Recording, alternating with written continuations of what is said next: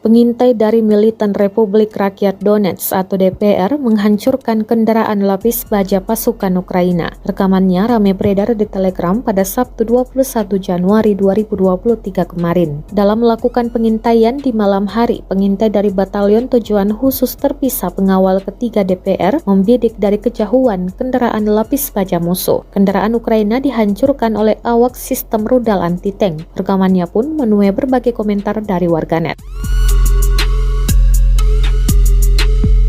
Diketahui, perang di antara pasukan militer Rusia dengan Ukraina hari ini Minggu 22 Januari 2023 terhitung telah berlangsung 333 hari lamanya. Konflik di antara negara bertetangga itu sampai saat ini masih berlanjut dan belum tampak akan segera berakhir.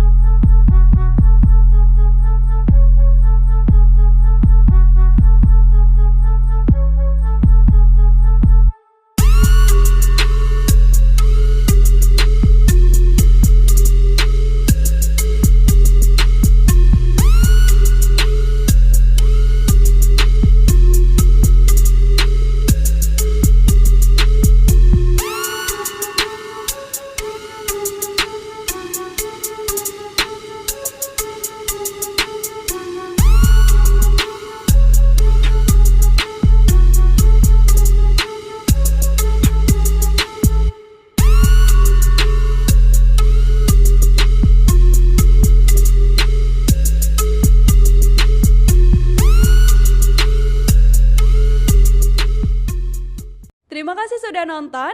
Jangan lupa like, subscribe, dan share ya.